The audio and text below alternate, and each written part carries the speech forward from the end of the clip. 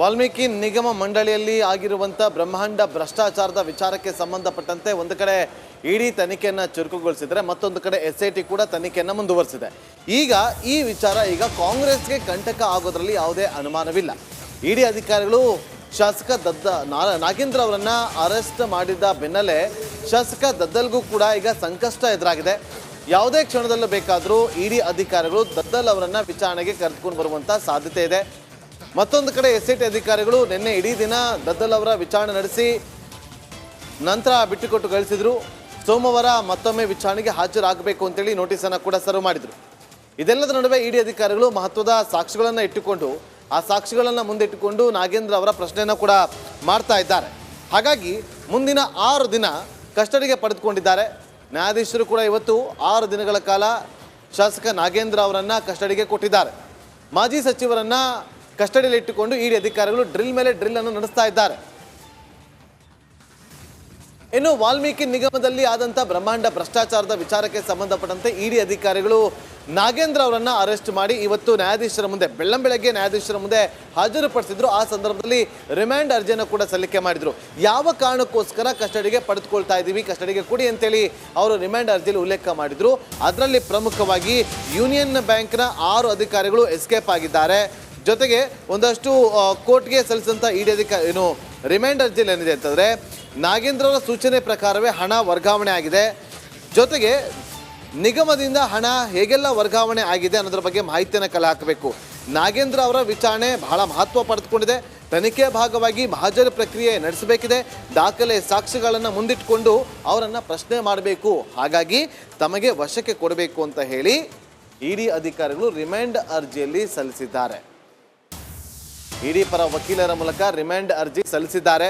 ಅದರ ಆಧಾರದಲ್ಲಿ ನ್ಯಾಯಾಧೀಶರು ಇವತ್ತು 6 ದಿನಗಳ ಕಾಲ ಕಸ್ಟಡಿಗೆ ಕೊಟ್ಟು ಆದೇಶವನ್ನು ಕೊಟ್ಟಿದ್ರು.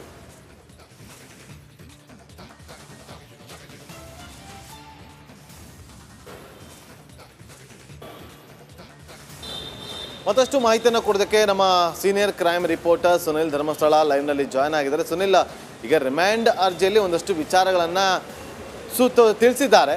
ಸಾಕ್ಷಿಗಳಿದೆ, ಅದನ್ನು ಮುಂದಿಟ್ಕೊಂಡು ನಾವು ವಿಚಾರಣೆಯನ್ನು ನಡೆಸಬೇಕು ಅಂತೇಳಿ. ಹೇಗೆ ನಡೆಯುತ್ತೆ ಈಗ ಈ ಒಂದು ವಿಚಾರಣೆ? 6 ದಿನ ಕಸ್ಟಡಿಯಲ್ಲಿ ಏನೆಲ್ಲ ಪ್ರಶ್ನೆಗಳು ಉದ್ಭವ ಆಗುತ್ತೆ, ಹೇಗೆಲ್ಲ ವಿಚಾರಣೆ ನಡೆಯುತ್ತೆ ಸುನಿಲ್?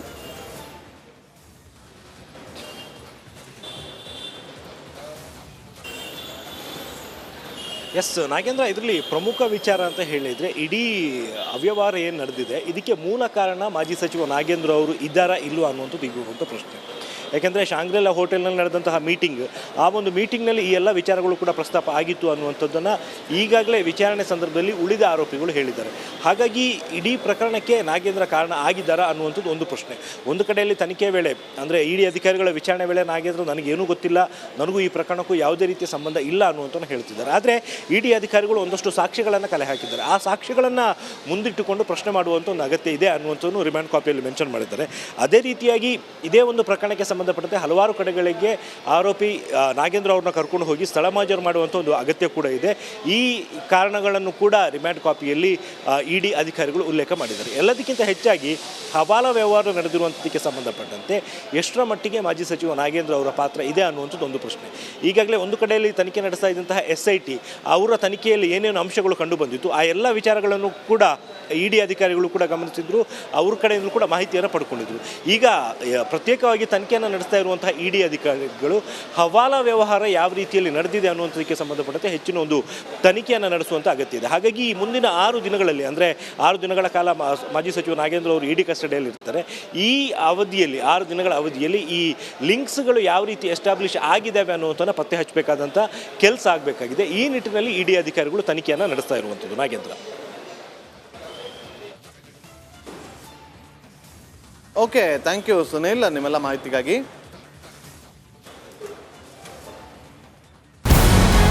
ನಮಸ್ಕಾರ, ಕರ್ನಾಟಕ ಪ್ರೈಮ್ ಟೈಮ್ಗೆ ಸ್ವಾಗತ. ನಾನು ಜಯಪ್ರಕಾಶ್ ಶೆಟ್ಟಿ. ಇಡೀ ಕರ್ನಾಡು ಇವತ್ತು ರೆಬೆಲ್ ಆಗಿ ನಿಂತಿದೆ. ಈ ಹಗರಣಗಳನ್ನು ಸದನದಲ್ಲಿ ಪ್ರಸ್ತಾಪ ಮಾಡಲು ಕೂಡ ಕಾಂಗ್ರೆಸ್ ಹಿಂದೇಟು ಹಾಕಿದ್ದೇಕೆ? ನಿಮ್ಗೆ ಸಂಬಳ ಅದಕ್ಕೆ, ನಿಮಗೆ ವಾಹನ ಅದಕ್ಕೆ, ನಿಮಗೆ ವೆಪನ್ ಅದಕ್ಕೆ, ನೀವು ಅದನ್ನು ಸೆರೆ ಹಿಡಿಬೇಕಾಗಿತ್ತು. ನೀವು ವಿದ್ಯುತ್ ಬರ ಇದೆ ಅಂತ ಹೇಳ್ತಾ ಇದ್ದೀರಿ, ಎಲ್ಲಿ ಬರ ಇದೆ ನೀವು ಹೇಳಬೇಕು. ಪಾಕಿಸ್ತಾನ್ ಆಕ್ಯುಪೈಡ್ ಕಾಶ್ಮೀರ್ ಅದು ಎಂದೆಂದಿಗೂ ನಮ್ಮದು. 40 ಮೆಷಿನ್ಗಳು ತಂದಿತ್ತು ನೋಟ್ ಎಣಿಸುವುದಕ್ಕೆ, ಅದೇ ಹಾಳಾಯಿತು. ಮಥುರಾದ ಗಲಾಟೆ ಇದೆಯಲ್ಲ, ಅದು ಸ್ಥಳೀಯವಾಗಿ ಕೂತು ಪರಿಹರಿಸಬಹುದಾದಂಥ ಕಾನೂನಿದೆ. ಗ್ಯಾರಂಟಿ ಯೋಜನೆಯಿಂದ ನಷ್ಟ ಆಗಿದೆ, ಲಾಭ ಆಗಿದೆ, ದಯವಿಟ್ಟು ಹೇಳಿ. Dawood Ibrahim most wanted criminal ಯಾವಾಗಾದ ಅಂದರೆ ಇಲ್ಲಿ ತನಕ ಭಾರತ ದೇಶದಲ್ಲಿ ಓರ್ವ ದಲಿತ ಪ್ರಧಾನಿಯಾದಂಥ ಇತಿಹಾಸವೇ ಇಲ್ಲ. ರಿಪಬ್ಲಿಕ್ ವರ್ಲ್ಡ್ ಆಪ್ ಇದು ಕೇವಲ ಅಪ್ಲಿಕೇಶನ್ ಅಲ್ಲ, ಸಮಗ್ರ ಸುದ್ದಿಗಳ ಸಂಪರ್ಕ ಮಾರ್ಗಕ್ಕೆ ಕ್ರಾಂತಿಕಾರಿ ಬದಲಾವಣೆ.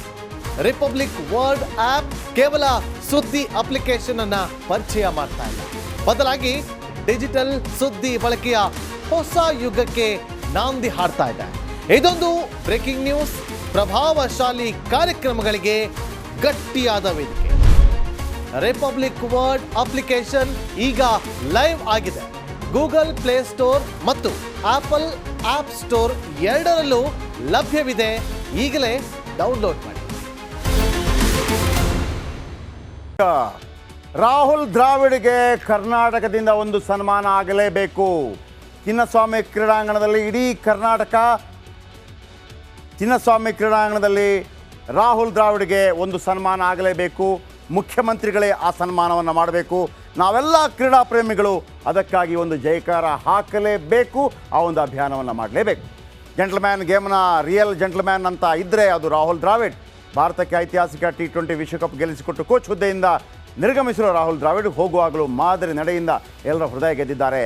ಕೋಚ್ ಅನ್ನೋ ಕಾರಣಕ್ಕೆ BCCI ನೀಡಿದ್ದ ಹೆಚ್ಚುವರಿ ಹಣವನ್ನು ದ್ರಾವಿಡ್ ವಾಪಸ್ ಮಾಡಿದ್ದಾರೆ. ಹೇಳ್ತೀನಿ ಅದರ ಬಗ್ಗೆ ಕೇಳಿ. ದ್ರಾವಿಡ್ ಅಲ್ಲ ರೀ, ದೇವರು. 17 ವರ್ಷಗಳಿಂದ ವಿಶ್ವಕಪ್ ಗೆದ್ದಿರಲಿಲ್ಲ ಟೀಮ್ ಇಂಡಿಯಾ. ದ್ರಾವಿಡ್ ಕೋಚಿಂಗ್ ಪಡೆದು T20 ವಿಶ್ವಕಪ್ ಗೆದ್ದ ಭಾರತ. ವಿಶ್ವಕಪ್ ಗೆದ್ದಿದ್ದಕ್ಕೆ ಹೆಡ್ ಕೋಚ್ ದ್ರಾವಿಡ್ಗೆ ಜಾಕ್ಪ್ಯಾಟ್ ದುಡ್ಡು ಬರುತ್ತೆ.